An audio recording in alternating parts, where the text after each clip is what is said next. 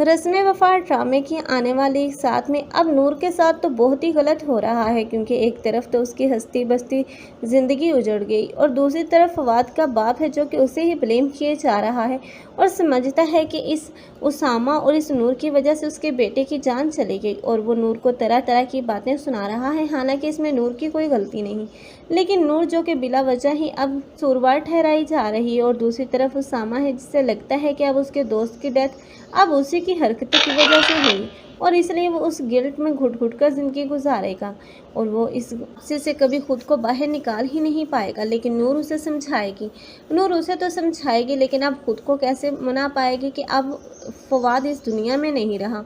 लेकिन यही सामा होगा जो हर जगह पर इस लड़की की ढाल बनेगा और इससे शादी करने की भी ज़िद करेगा, क्योंकि वो नहीं देख सकता कि अब नूर यूँ तन्हा और ज़िंदगी गुजारे, इसलिए अब उसका साथ देना चाहता है। और दूसरी तरफ अलिशबा है जिसने पहले तो अपनी मर्ज़ी से ही उसामा से एंगेजमेंट की थी, लेकिन बहुत ही जल्द वो भी उकता ही जाएगी, क्योंकि अब वो देखेगी उसामा और नूर की नज़दीकियाँ, तो वो खुद ही इस रिश्ते को ख़त्म करने की कोशिश करेगी। और उसामा तो पहले ही नहीं चाहता था कि अब वो अलिशबा से शादी करें।